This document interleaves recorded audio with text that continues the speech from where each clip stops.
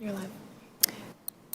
I would like to call this meeting to order. This is a special meeting of the Redmond City Council held on Monday, November 6, 2023, commencing at 7 o'clock p.m. I will call roll, starting with Council President Forsyth. Here. Council Vice President Kritzer. Here. Councilmember Anderson. Here. Councilmember Carson. Here. Councilmember Fields. Here. Councilmember Kahn. Here. Councilmember Stewart. Here. The first item on the agenda is a proclamation for one thing. I would like to introduce Daniel Kenny. Daniel will be taking over in January as our city attorney. I hope all the council members get an opportunity to say hello to him before the night's over. Would you like to say anything? Just really happy to be here and looking forward to getting to know you all and helping out the city. Great. Thank you so much. The first item on the agenda is a proclamation for Native American Heritage Month. Whereas National Native American Heritage Month is observed nationwide during the entire month of November to acknowledge the existence of the numerous and distinct cultures, traditions, contributions, and achievements of America's original inhabitants, peoples, and their descendants to their country and the world. And whereas this consequential recognition began on May 6, 1916, when New York State declared it American Indian Day, acknowledgement was then expanded in 1976 as part of America's bicentennial commemoration when President Gerald Ford proclaimed October 10th through 16th, 1976 as Native American Awareness Week. 14 years later, this month-long celebration was signed into law as a joint resolution by the Senate, Congress, United States President George H.W. Bush in 1990. And whereas the significant contributions of Indians are reflected in the 44,000 men and women who served active duty during World War II, they enlisted in overwhelming numbers after the attack on Pearl Harbor in 1941, with many from numerous tribes, including the Navajo, Cherokee, Comanche, Choctaw, serving as code talkers, using their tribal languages to send secret communications on the battlefields in both the Pacific and Europe during the war. Their invaluable contributions enabled America to win World War II. Now, therefore, I, Angela Burney, Mayor of the City of Redmond, Washington, do hereby proclaim November 1st through 30th, 2023, as National Native American Heritage Month in the City of Redmond, and encourage our community to join us in reflecting and celebrating the significant contributions of the Indigenous to making Redmond a welcoming city. The next item on our agenda is a presentation from Dr. Eric Murray, President of Cascadia College. Thank you, Mayor Burney. Hello, City Council members, staff, audience. Always feels like coming home here because either I've seen you at a Mayor's Forum, or I've seen you at a Together Center opening, or I've seen you at a Leadership Eastside event, or I've seen you. So it's good to see a lot of great faces around the room. This is my annual State of the College address. I think it's a little less than 12 months since I was here last time. And as you all may know, Cascadia College, located in Bothell, has a service district that also covers down to the city of Redmond. We cover the Lake Washington School District. And as we'll talk about here in just a minute, we now have Cascadia College Redmond open. And so that's a highlight. But this is the annual State of the College address for the City Council. So if I do this correctly, I think that should come up. So State of the College, we call this the Road Show. I do this in front of 6 city councils and 3 school districts, all within this 2-month period. So it's what we call my road show. And when I was here last time, we were having a bit of a worry. Students were not coming back to the college. We were down by 45% in our enrollment from pre-pandemic days, and I was worried about our financial sustainability for the long term. I can say wholeheartedly, I am not worried anymore. The students came back in droves this fall to the point where we didn't have to use our reserves for last year or for this year. And we're in a healthy enough place that we're hiring about $1 million worth of new staff just to help us make things happen better for our students. So we're back to some good fiscal stability. Want to talk a little bit about the overview of our success. First, our student success, and these are just some numbers compiled by our state board. We have the highest percentage of students who transfer to a 4-year university. It's because we were designed that way, as opposed to like Washington Tech, who has a high number of professional technical degrees. After college earnings for Cascadia students, 9% higher. Our business graduates earn $16,000 more, and our IT students earn $11,000 more based on the surveys that the state board does with graduates of our system. So Cascadia has a pretty quality academic program. We also use other metrics. We have great transfer pathways to UW-Bothell. We've just affirmed a guaranteed engineering pathway. So if you start at Cascadia, you get into UW-Bothell Engineering in our brand new STEM building, which is set to open next week. We have had an increase in student retention. We have the highest retention rate out of any of the community colleges, as well as the highest percentage of getting students from remedial math and English into college level classes. We pride ourselves on our success in equity and inclusion. Our Cascadia Scholars is a wraparound program. It mentors young people who come from disadvantaged backgrounds or historically marginalized backgrounds. We started a couple years ago with 16 students, grew to 53. We have over 100 students in that, and each student is provided a mentor who works at Cascadia or UW-Bothell to help guide them through their path. We have something called our E&I Foundations course. This has become a model for different state agencies. We developed this 9-month curriculum on how to understand equity and inclusion better, and it meets once a month, and all of our employees have gone through it.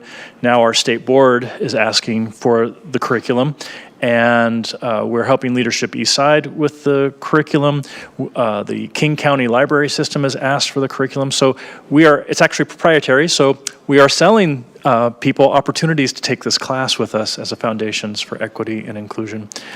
We host 3 student of color conferences every year. We had over 600 students of color on campus from Lake Washington, Riverview, and North Shore last year.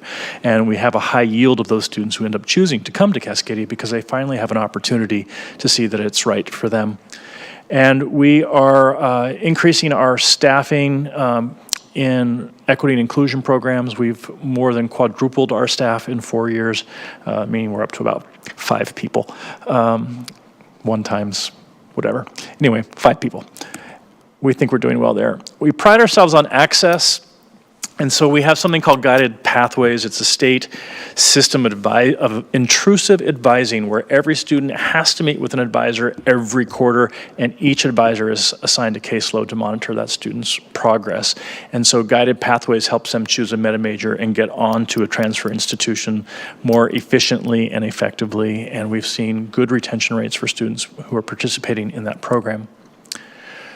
We also have location-specific access, and so something we're thrilled about is the city of Kenmore gave us a grant for $50,000 to start what we call the Cascadia Academy. And that is, there are a lot of learning gaps of high school students during the pandemic that when they came out of the pandemic, they weren't ready for college level courses. So every Tuesday now, we offer remedial tutoring to get into higher level math and English courses, specifically for the high school students who attend in Kenmore, which is part of our service district. And so we're really happy with that, and we hope that we can scale it up because I think for the next few years, learning gaps are going to be a thing for all ages.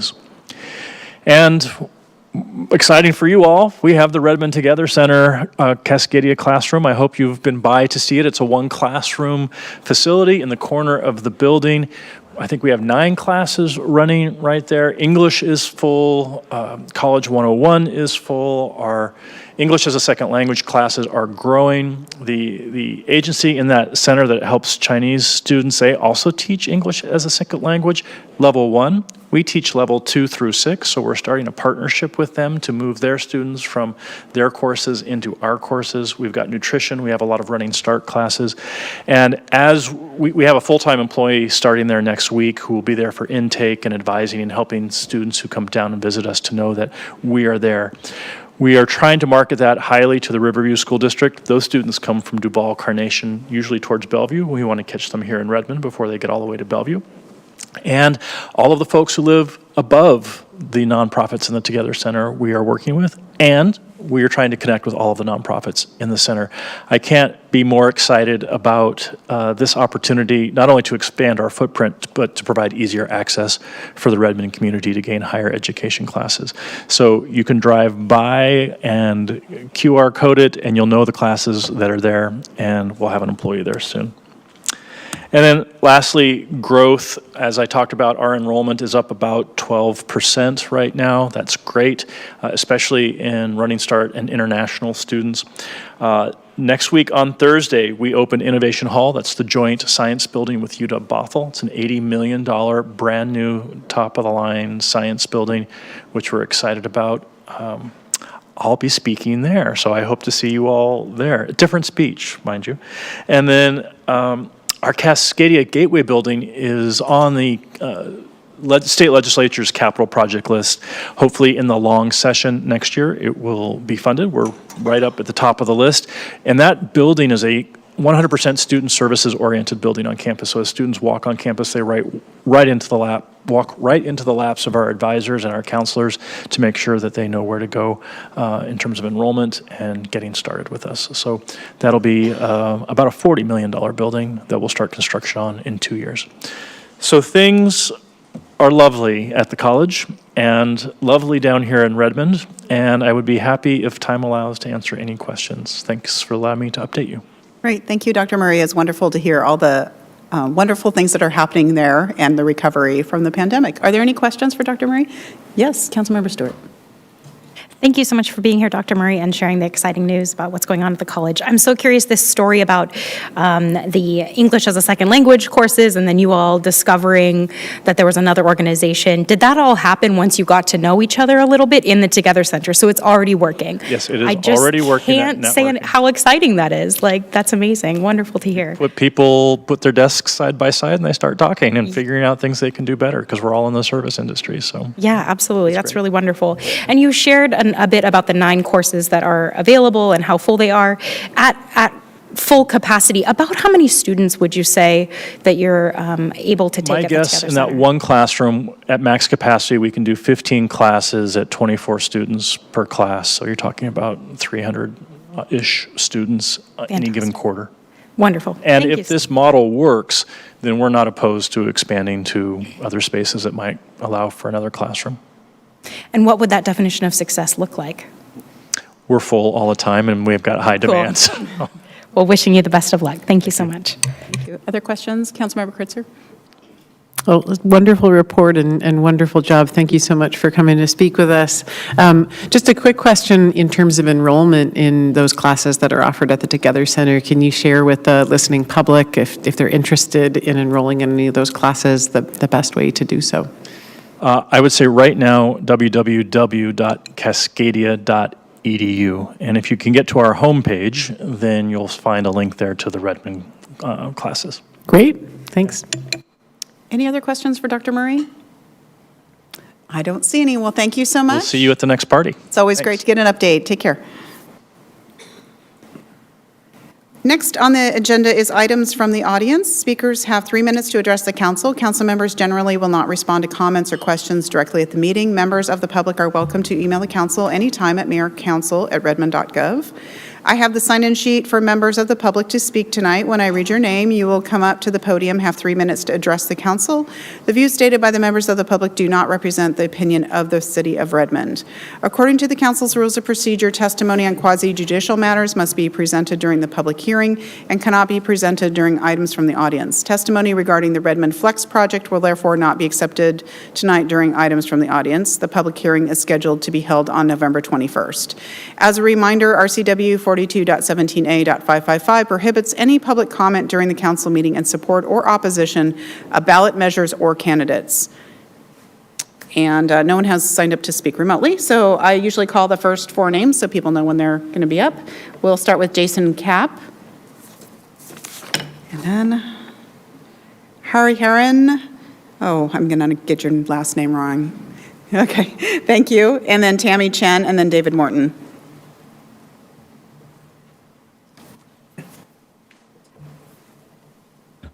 Good evening. Thank you for the opportunity to speak. On July 19th, we had a meeting here hosted by Redmond City. King County officials were here as well. It was about the potential gate opening at 172nd Avenue. In that meeting, we were actually promised that we would get notes from the meeting, including all of the public comments, that those would actually be distributed. Those have not been distributed yet. We asked that they be distributed. There's a meeting on Wednesday, which is the follow-up to that. It's only on Teams. We ask that it be held in person in addition to online. The only reason not to have it in person is, I guess, not to take feedback. Lastly, we noticed in the update from September from the Director of Public Works, who I don't believe is here this evening, that Several of the factual problems with the architectural drawings were not corrected. For instance, there are traffic circles instead of roundabouts. Your own study from Petit Engineering earlier this year said that traffic circles were inappropriate and roundabouts were required.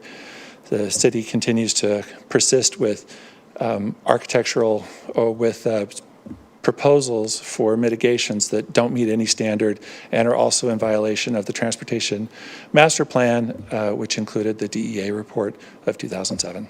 So please, if we could have the notes that we've been promised and if we could have the meeting in public in person, we'd appreciate it. Thank you. Thank you. Next, we have Harry Heron. You're going to tell me how to say your last name when you come up to the microphone. Then Tammy Chen, then David Morton, then Peggy Gladner. Hello, Council. Thanks for this opportunity. We've been here before. Just a reminder for all the Council members. The initial proposal was to open the gate and then add safety measures. And we, as community, we were asking for the safety measures to be put in place before the gate is open. And there's been some movement in that. The city is now proposing that there's a FAQ that is added to the page, and that explicitly says that all the safety measures will be done prior to opening of the gate. One of the safety measures that is put in as part of that is the traffic light that I think pretty much everybody in the community wants, the traffic light between 162nd and 124th. It's not clear that that will happen before the gate is open. It's because the website currently talks about spring of 2024, but it also says that there is no funding available for the traffic light. It looks like that's going to be an expensive project. So it's just not clear whether the city is now saying the traffic light will come before the gate is open. If that can be clarified in the meeting on Wednesday, and I want to reiterate what Jason said, we would like for the meeting to happen in person in addition to Teams. So, we have wider participation. I've sent an email to some of the people in the council, and I think I did get a response saying it has been forwarded to the responsible person who's organizing this. So hopefully, the Wednesday meeting will happen here in addition to being online. Thanks very much. Thank you. Next, we have Tammy Chen, then David Morton, then Peggy Gladner, then Josh McMullen. Oh, I think all these tall people before. Hi, my name is Tammy Chen, and I'm one of the neighbors south of the 172nd gate. I'm just again here to express our concerns about the opening of this gate. I lived in the neighborhood since 2007, so really enjoyed that area, how safe and quiet it is. And it's very concerning that, the city is still pushing through to open it after all of us, majority of us who have lived north and south of the gate have expressed our, against this. We don't see why it needs to be opened, and we're hearing you guys are still insisting on opening, but if you are going to open, please put in the safety measures that's required. The roundabouts, not a little traffic circle, that's not, because we have a lot of kids there walking, we need sidewalks, we need lights. So please, and safety. We have increased crimes.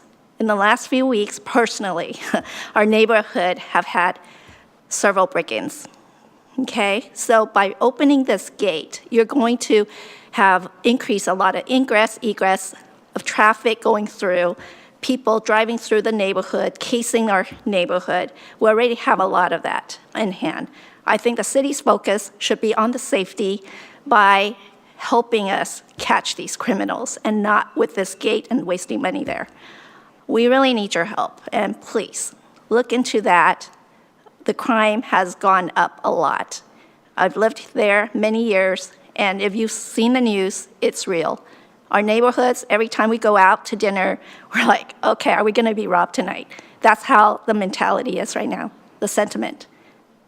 In Redmond, around that area, north, south, everywhere. It is real. So we really are concerned about the opening of this gate and bringing in more people through and just driving through, one, safety of the kids because of the increased traffic, but a lot of different people coming through our neighborhood and increasing the crime there too as well.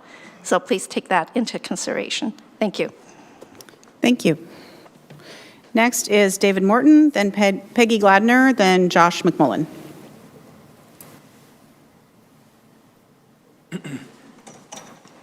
Good evening, council members and mayor. I'm David Morton. We bid farewell to a company that has been a vital part of Redmond for nearly 6 decades, Watson Asphalt Paving Company. The story of Watson Asphalt is deeply intertwined with the growth and development of the area, and now we mark the end of this era. For 59 years, they were a symbol of dedication, hard work, and commitment to quality. As the saying goes, the road to success is always under construction, and Watson Asphalt helped pave that road. In July 2023, Watson Asphalt was acquired by Lakeside Industries. The Schroeder family, who owned Watson Asphalt for generations, decided to let go of the company they had nurtured and grown for decades. We remember the dedicated employees who worked tirelessly to ensure the highest quality products, the long hours spent in the hot sun, and the unfaltering commitment to delivering excellence. Watson Asphalt was more than a business. It was a family. It was a testament to the values of hard work, integrity, and community that have defined our region. The Watson Asphalt facility is currently being dismantled, and the land is available for lease to light industrial businesses, paving the way for new opportunities and growth in southeast Redmond. While we bid farewell to Watson Asphalt, we welcome the promise of fresh beginnings on this land. The legacy of Watson is not merely about the asphalt and the toxic fumes it produced, but about the bonds it forged with its neighbors and the impact it had on our lives. As we reflect on the past, let's also look to the future with hope and optimism. The departure of Watson Asphalt from our daily landscape is a reminder that change is inevitable, but it also brings opportunities for growth. Excuse me.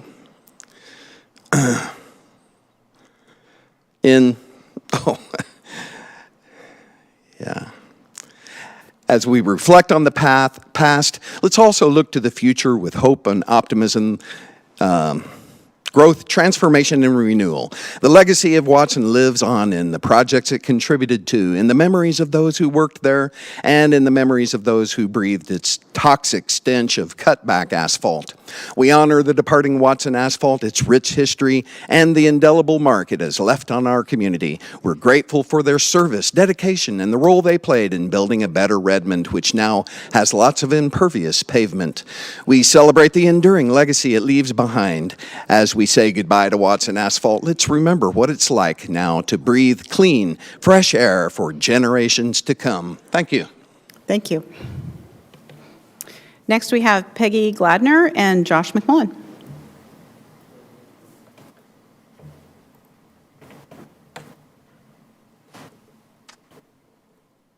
So, thank you very much, Mayor and Council, for the opportunity to speak. I've been here before. My topic is the 172nd gate opening. Like so many others, we're very, very concerned. I spoke at that meeting and then subsequently sent in the notes that were requested because of the promise of having those notes distributed and all the summary of that meeting, which has never happened, which is very disappointing that there was no follow-up. We were also told at that meeting that there would be an opportunity for another public meeting, in-person meeting for people to comment. Hasn't happened, and now the meeting on Wednesday addressing this subject is only on Teams, and we feel that really cuts out some people who would like to be here in person to see, to speak with everyone and to see what's going on. So, you know, our concerns are the same as they have been about the opening of the gate. The safety concerns are paramount.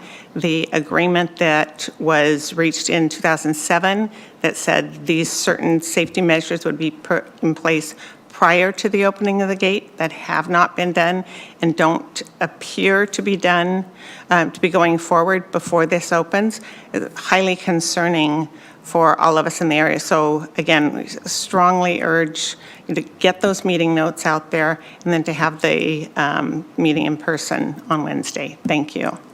Thank you. And next we have Josh McMullen.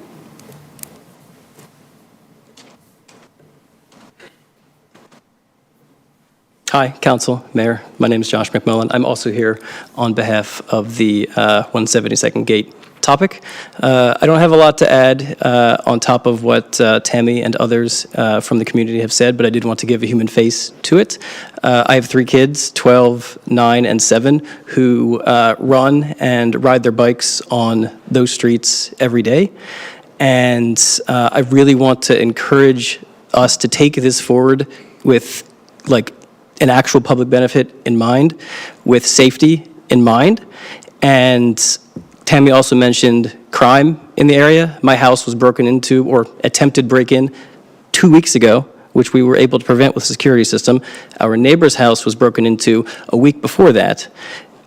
We need to do this with real care for the community in mind and real actual goals for benefiting the community. So please be very deliberate, be very careful with it. Thank you. Thank you. And that concludes items from the audience for this evening. Our next item of business is the consent agenda. Is there a motion to approve the consent agenda? So moved. Is there a second? Second. It's been moved and seconded. Are there any items to be pulled? Seeing none, let's see, I need to read a few things into the record. Resolution number 1576, a resolution of the City Council of the City of Redmond, Washington, ratifying 2023 amendments to the King County countywide planning policies. Ordinance number 3132, an ordinance of the City of Redmond, Washington, amending the Redmond Comprehensive Plan by repealing the 2017 Parks, Arts, Recreation, Culture, and Conservation Plan, adopting the 2023 Park Plan, repealing the existing park element, adopting a new park element, providing for preparation for the final document, providing for severability, and establishing an effective date. This is a, let's do a roll call vote, starting with Council President Forsyth. Aye. Aye. Aye. Aye. Aye. Aye. Aye. And that passes 7-0. Thank you all very much. With the passage of the consent agenda, we have a new poet laureate who's just walking in right now. We'll wait a moment. Chris, we're right now. You have perfect timing.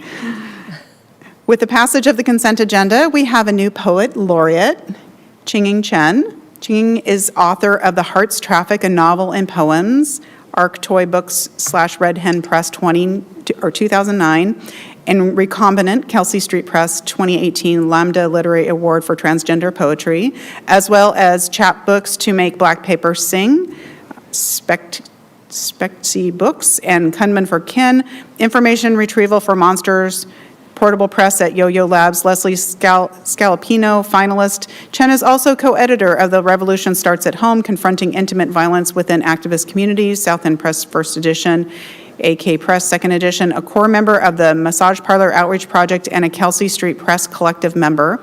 They have received fellowships from Kundiman, Lambda, Watering Hole, Can Surratt, Imagining America, Jack Straw Cultural Center, and the Intercultural Leadership Institute, as well as the Judith A. Markowitz Award for Exceptional New LGBTQ Writers. They teach in the School of Interdisciplinary Arts and Sciences and the MFA program in Creative Writing and Poetics at University of Washington, Bothell, and serve as writer-in-residence at Hugo House.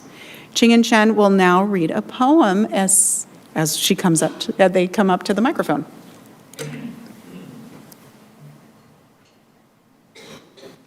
Welcome. Thank you so much. Thanks for having me. For the fir tree hanging by thin desire, written for the Misery Point Preserve in Seebeck, Washington. I admire your vertical ambition. You shift and settle with wind despite falling over bluff's edge. You determined to grow up decades, straining towards cloud. I dream of you reaching in all directions, making home in this place that is like an arm, listening for north storms, tracking unusual impulses through crumbled dirt, watching for fallen objects making their way to shore. Did you wait for your own shape to adjust? Ask ocean to introduce you to cousin eelgrass, sing blessings to the foraged fish. I've come to say hello again, despite daily struggles to keep balance. I learn again from you how to reorient back to breath, how to dream into our own roots. Thank you. Thank you. Thank you so much, and welcome to the city. Our next item of business is, we have hearing and reports. We have no staff reports this evening. Our next item of business is Ombuds report. For October, we have Councilmember Khan, and November, we have Councilmember Anderson. We can start with Councilmember Khan.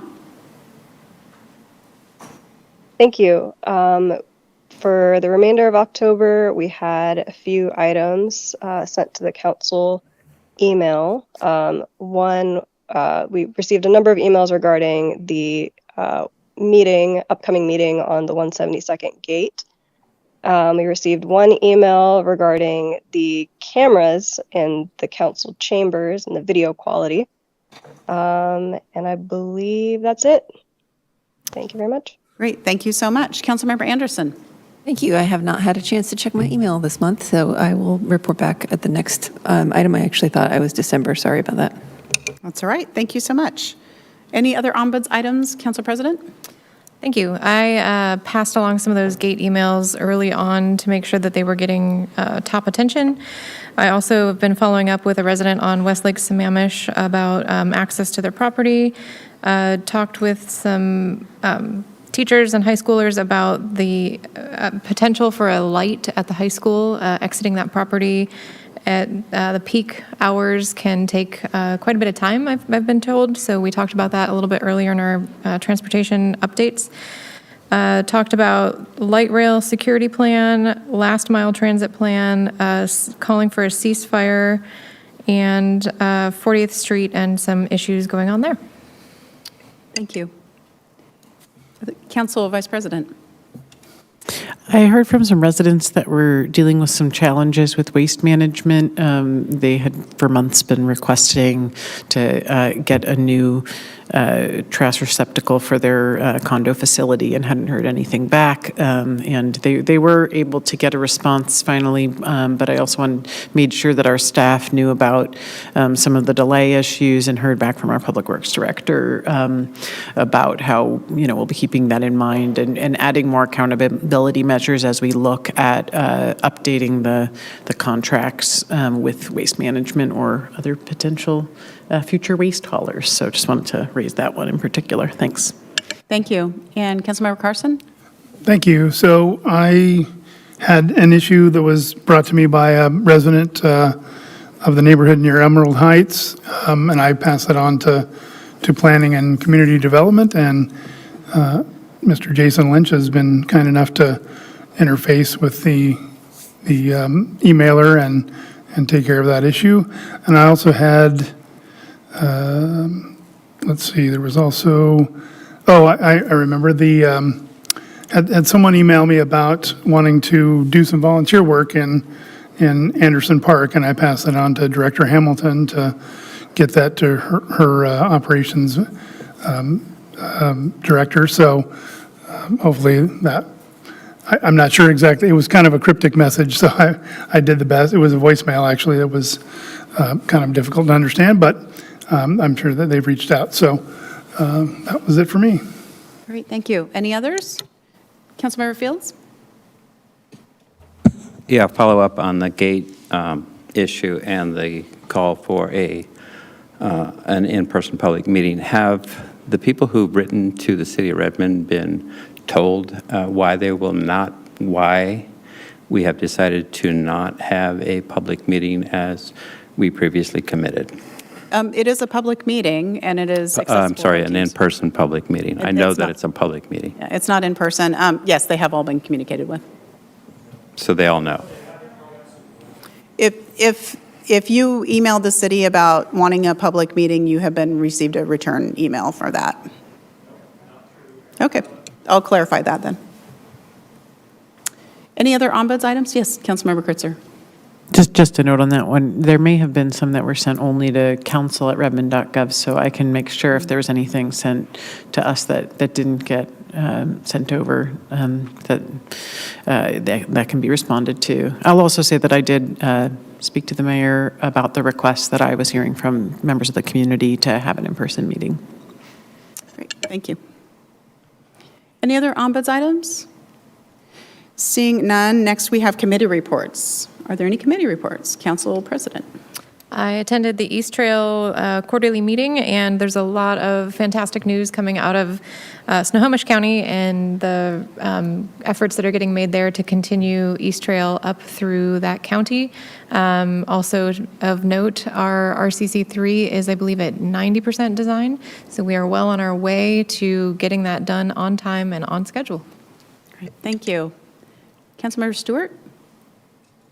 I attended the Growth Management Planning Board last week. We heard 3 reports, the most significant of which, or most interesting, compelling, I will say, that sparked a great conversation was the 2023 housing report from PSRC. So I'll go ahead and forward that along to the rest of the council.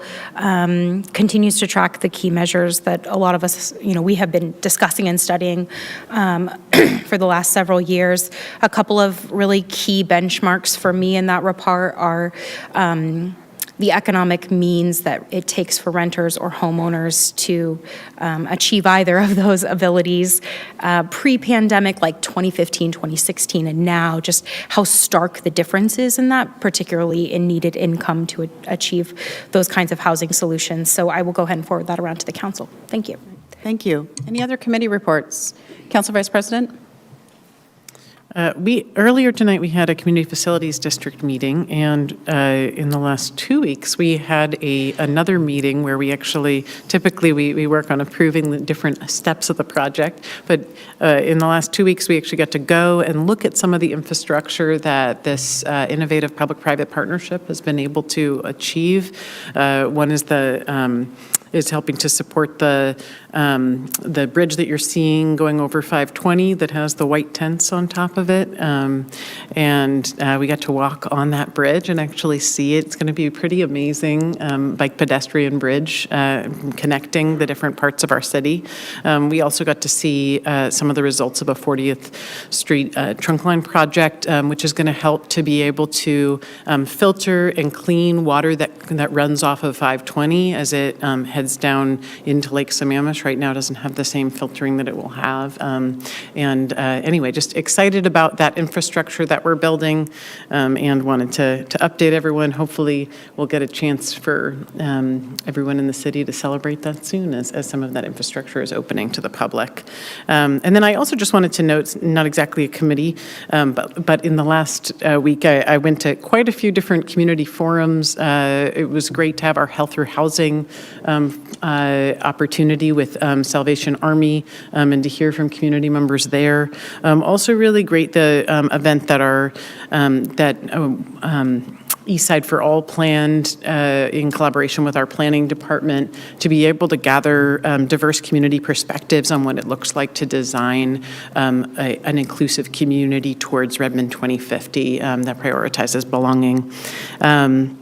And it was also really wonderful to do Green Redmond Day, and just want to say thanks so much to the volunteers that came out and planted over 500 trees in our downtown Redmond corridor. It was really exciting to see all of that great work. And finally, really wonderful to cut the ribbon on Astera Park this last week. So if you haven't checked it out, we have a new city park. It's amazing, and it has a pizza kitchen right in the middle.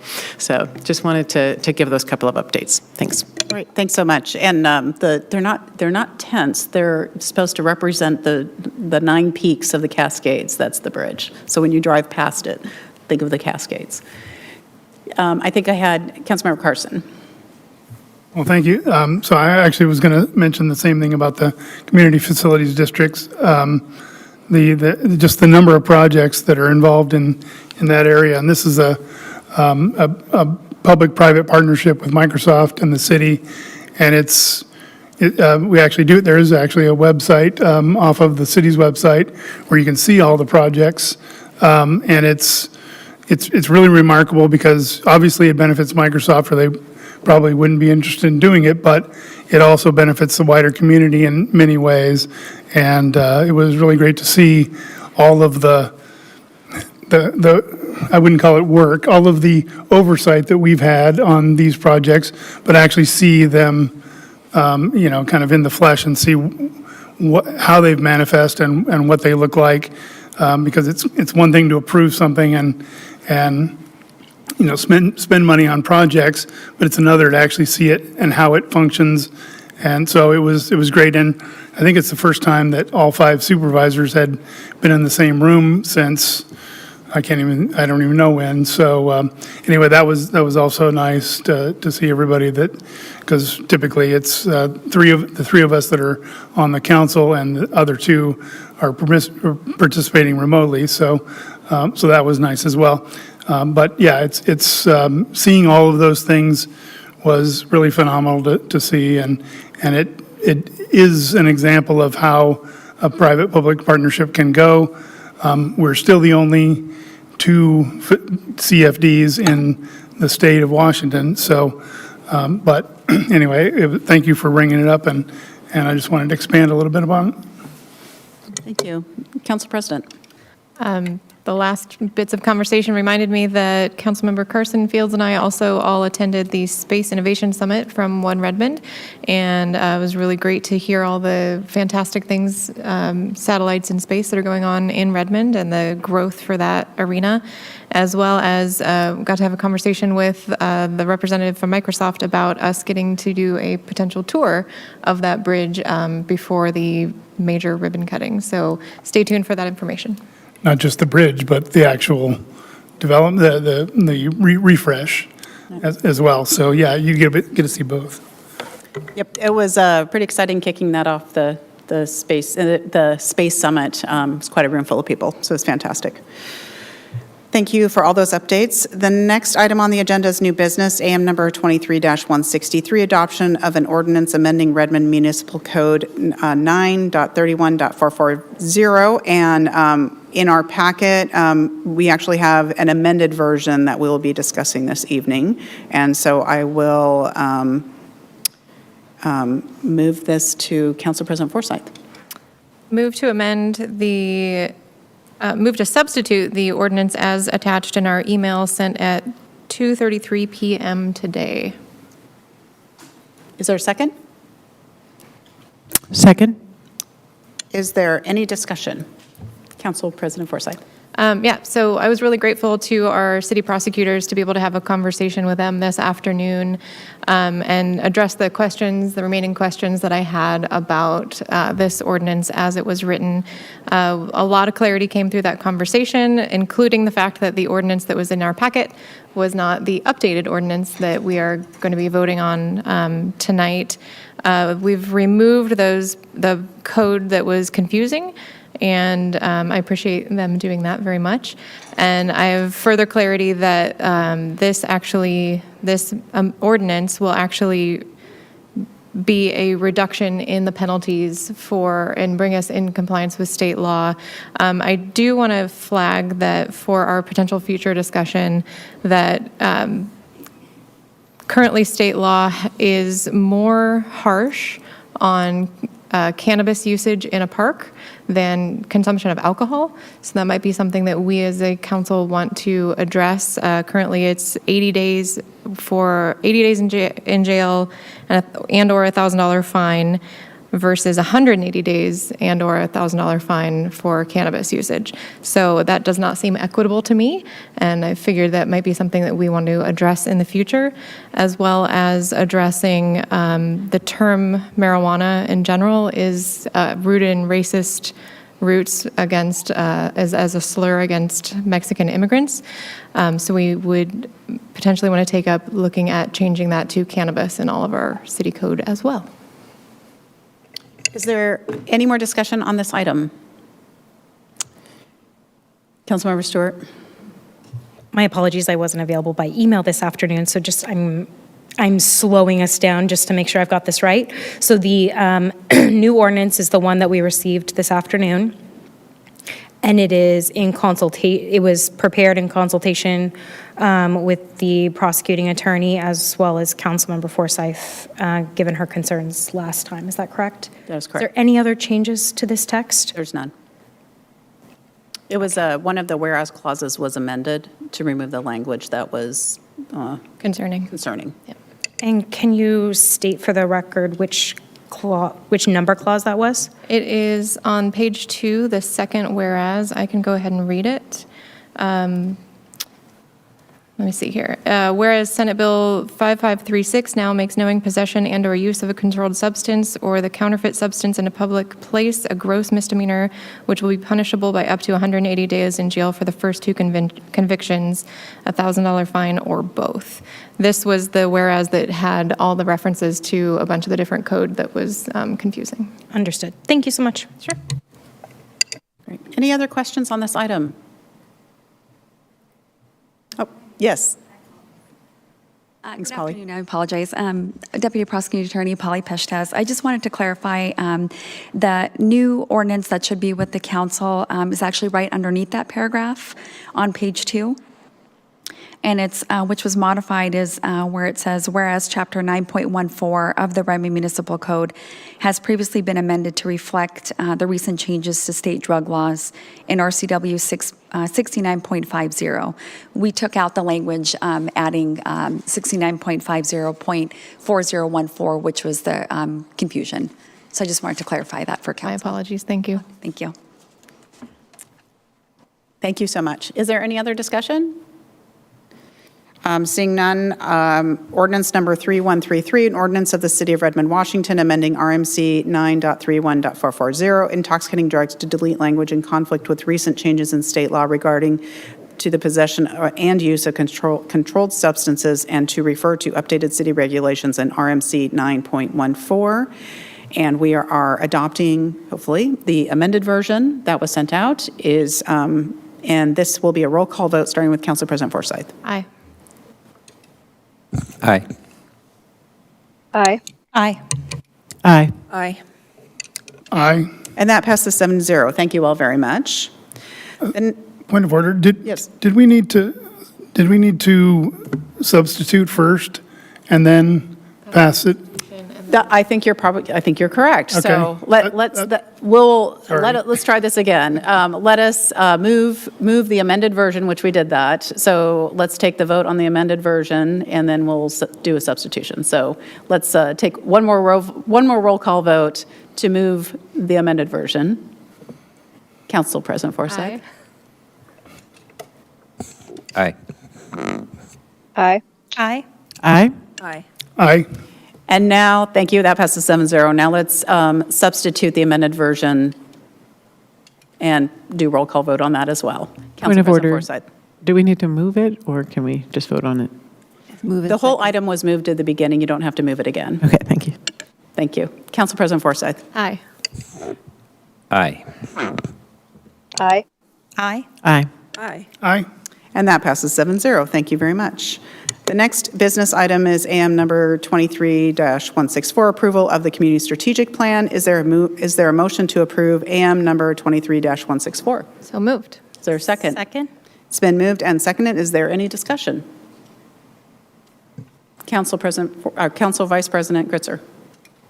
I just note, I'm excited about what's in this plan and the work that has gone into this, that our council's worked on over the past 4 years. I've been on council, and thanks to the council that first initiated it. And I look forward to how it will evolve in the time ahead as well, and bringing this back again to be able to look at over time. Thanks. All right, thank you. Any other comments on this item? Seeing none, this is a roll call vote, starting with Council President Forsyth. Aye. Aye.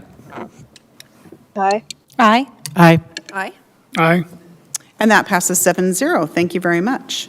The last item of new business is AM number 23-165, approval of the Community Health Through Thrive staffing authorization. Is there a motion to approve AM number 23-165? Second. It's been moved and seconded. And I know that we have an amendment to this item. Council President Forsyth. Move to amend to add the condition that the city send a letter of interest to join the Regional Crisis Response, RCR, program and explore joining other relevant nearby crisis response programs. Second. It's been moved and seconded. Is there any discussion on this item or this amendment? Council President Forsyth. Yeah, so this was in light of the fantastic work that the city staff did, the fire, police, and human services, to bring forward what was needed to address the current concerns and the staffing levels. But also, we wanted to make sure that council's desire for a crisis response was also being heard. So Council Vice President Kritzer and I met and decided that it would be in the council's best interest and our wishes to put forth a letter to join the RACER program. I know it's something that we've talked about a lot on council, and we are missing that crisis response portion of our overall holistic care. And I hope you will join me in supporting this motion. I will share with you that I had the opportunity to do a ride-along with the RACER team last week. And as much as I was in support of this before, I am even more in support of this after having the opportunity to learn from them, hear what they do, see it firsthand. I just believe it will be an incredible asset to our community. And I think this is absolutely the right way that we need to go. Any more discussion on the amendment? Council Vice President. Just to add, especially for community members, that we're very concerned with making sure that we are taking action on having a crisis response program. It's a critical priority for me, and I'm really glad we can also support our staff that do broader community health and follow-up. And I think you can see within attachment B, there's a timeline in here. I think two things that jump out to me that are important. One would be with this motion, being able to hopefully join with our neighbors to take a regional approach on designing our crisis response program. And then secondly, making sure that we do engage our community in the development of whatever crisis response program we end up advancing, and having the commitment in this timeline that we will develop it in the upcoming year, and we will make this a reality. So I just want all community members that have come to us over many years requesting this know that this is a priority for me, and hopefully for the rest of our council, to be able to advance this in addition to supporting the underlying infrastructure to respond to those who've been in crisis with the case management they need afterwards. Thanks. Councilmember Carson. Thank you. So I honestly, I mean, I appreciate the sentiment. I just don't know enough about this organization to feel comfortable with committing to participating. I've not talked to, I mean, we've literally not had any kind of education other than kind of secondhand information, and I appreciate that Council President has done a ride-along with this organization, but I wouldn't want to commit, I wouldn't want the council to commit to something that we honestly don't know enough about yet. At least I don't, and don't feel like I can support it without knowing that. So I'd be curious about other information that we could glean. Council President. So this is just a letter of interest. This does not actually commit us. This is just us saying we are interested in joining. This doesn't commit any money. This puts our name in the hat for when they are opening up for participants. They're currently not accepting new members, but they will be within the next 6 months to a year. So this will actually just kind of get us at the front of the line to be one of those members that could potentially join. This is just letter of interest, no actual committed dollars. I thank you. I appreciate that. Councilmember, can you wait till I call on you? Thank you. Council Vice President Kritzer. If Councilmember Carson wants to respond first, that's all right. I can wait. Councilmember Carson. Thank you. I appreciate the information. To me, it sounded like we were committing to joining. I mean, that's what the letter of interest says, we're interested in joining. But I don't even know enough to make a letter of interest really to commit to us to sending a letter of interest because I just don't know enough about the organization. So, thank you. Thank you, Councilmember. I do, when I read this, it does, the way it reads, it does say to join. So you might want to amend the language if you were looking at exploring joining versus joining. As just a reader, I would say that it does imply that. Councilmember Vice President Kritzer. I think it's a letter of interest to join us, and we would be interested in joining. Obviously, we wouldn't actually make any official decisions until we would do a whole lot of other legwork in between. But I think to set our intent that we would be seriously interested in joining, I think is key. The other part of this motion is or other regional collaboration efforts. I forget the exact wording. Can you repeat it, Council President Forsyth? Or any other relevant nearby crisis response programs. Yeah, so I think, and we talked about this with COO Files, because she wanted the opportunity, if there were any other opportunities for us to collaborate with other emergency units, to be able to look into that. And as far as I understand, we also, as part of this conversation, have had our own staff looking into designing what our crisis response program will look like. So I think part of what you'll see on this timeline going forward is that we're going to have these letters go out, gather the information, because we've been hearing, especially on the Regional Crisis Response Program, we've been hearing different information about whether or not it would be possible for us to join or not. We figured that it would be good to just say, we're interested, what would it take to join? Then we gather that information, and then we can make a decision whether or not we want to join. And hopefully we can compare that as well to the information when we get that back from our own internal staff about what it would look like comparatively to build something internal. So we can look at those two things, but we can't gather that information unless we request to the Regional Crisis Response Program to actually send us some information on what it would look like to join. So that's why I think this is an important step. Councilmember Carson. Thank you. That does clarify. I think I was hung up on the language being pretty specific, and so if it were to be changed to our interest in potentially joining or something like that, I wouldn't have a problem. I just thought it really kind of sounded like we were committing to joining it if they were accepting, and that's what I was trying to avoid. And obviously, it's not an operating agreement, so it's not really committing us, but it is, when you pass these kinds of things, like it's a first step, and if you don't set the expectations properly, then sometimes it gets kind of railroaded that way. So that's what I wanted to avoid. Thank you. Councilmember Stewart.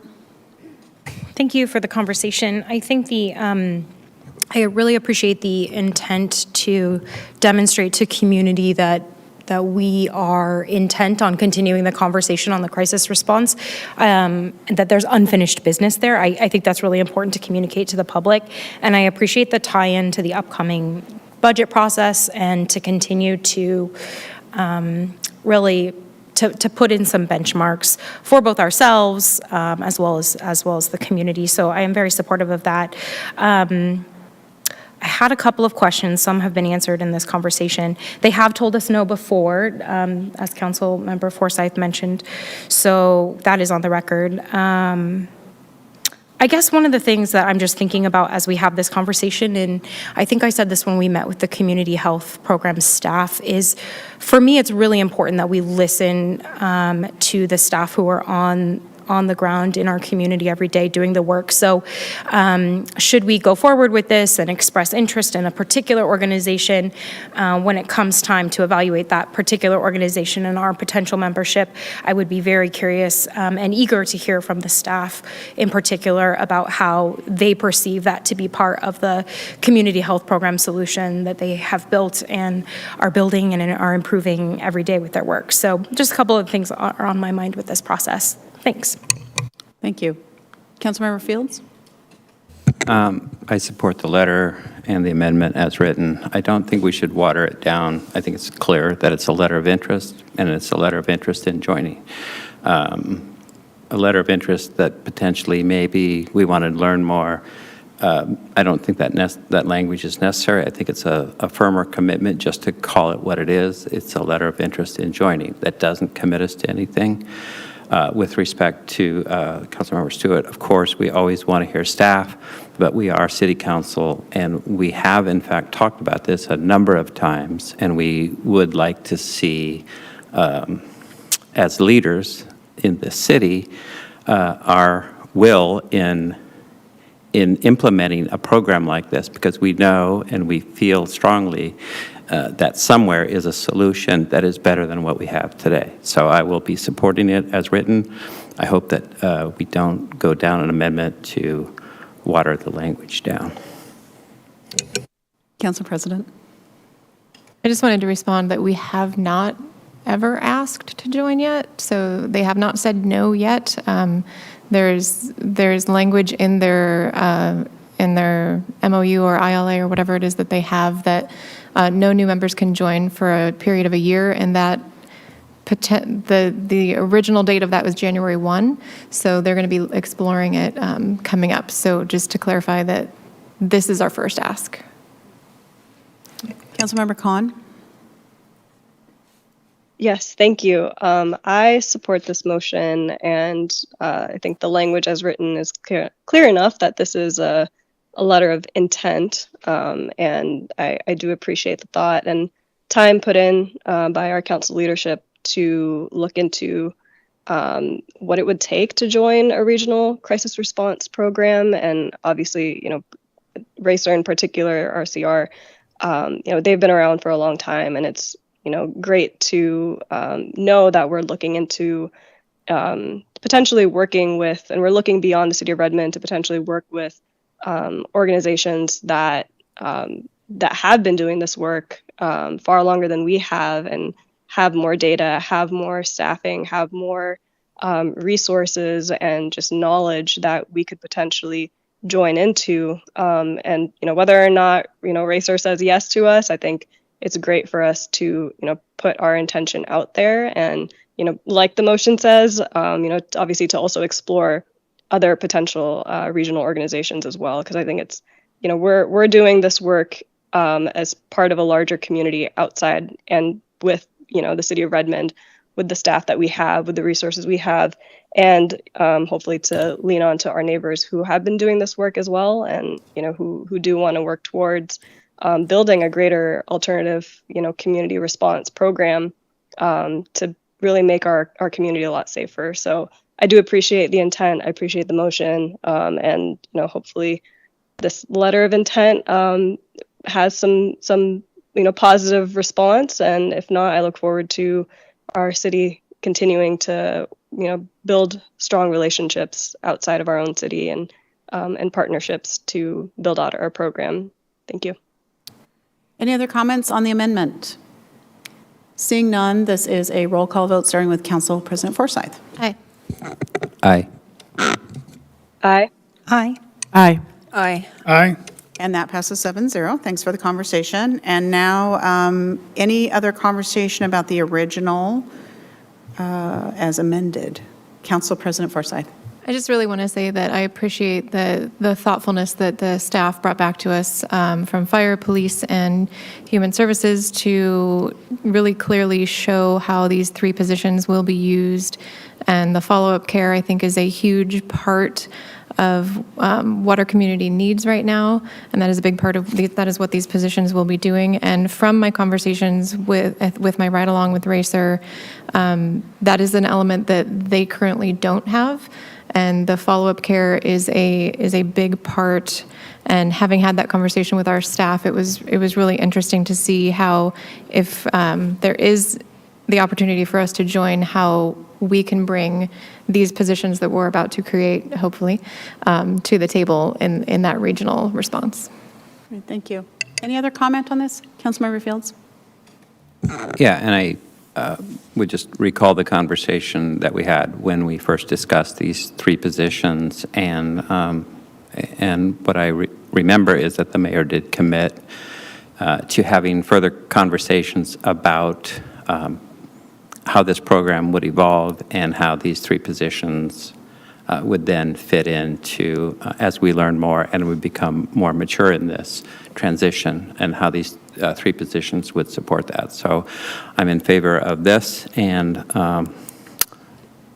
look forward to what unfolds in the months and years ahead. Thank you so much. Any other comment? Seeing none, this is a roll call vote for this item as amended, starting with Council President Forsyth. Aye. Aye. Aye. Aye. Aye. Aye. Aye. And that passes 7-0. Thank you so much. Our staff will be so excited. Thank you.